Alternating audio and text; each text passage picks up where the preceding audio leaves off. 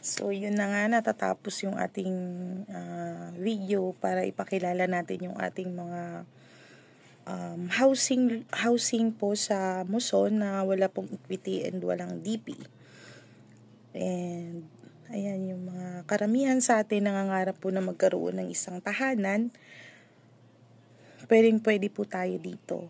Kasi, ito ang pinakaunang nag-o-offer po ng walang DP and walang equity.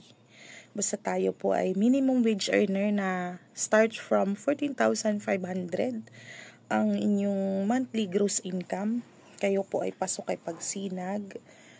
Ayan. Up and down na siya. Then, provision for 2 bedrooms. Meron naman tayong pagsikat sa malaki-laking pamilya. 36 square meters po siya. Up and down din. Provision for 2 bedrooms. Mas malaki po si pagsikat. And nasa 7,500 ang monthly amortization niya for 30 years to pay.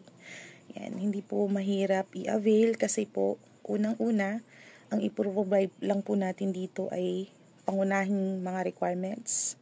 Then yung 10K para sa processing fee sa Meralco at water. Wala na po kayong poproblemahin doon sa pagproseso po noon dahil ipaprocess na po ni developer.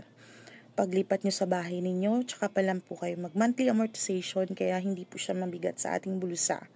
Bukod po doon, nasa sariling pamamahay na po tayo.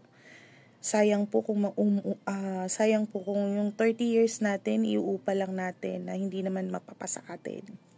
At least po dito, mapapasa inyo po ang lupa at bahay after 30 years.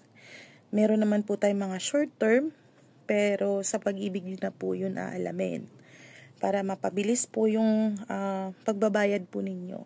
Ayan. Kay pag-ibig na po kayo mag-inquire tungkol doon. Pero tungkol sa mga bahay na ino-offer namin, meron po kaming mga tripping para makita nyo yung site.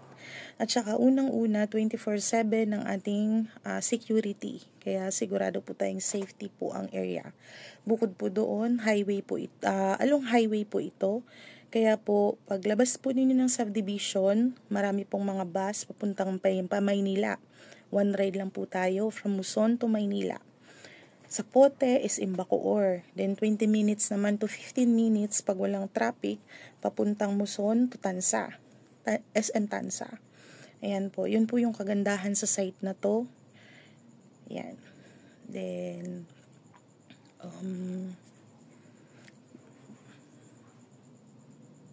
pwede po tayong magkaroon ng bahay. Pangarap nating bahay. Wala pong bayad na magtanong. Kung gusto nyo may tanong po kayo regarding po sa mga in-offer namin na housing loan po through Pag-ibig. Ayan.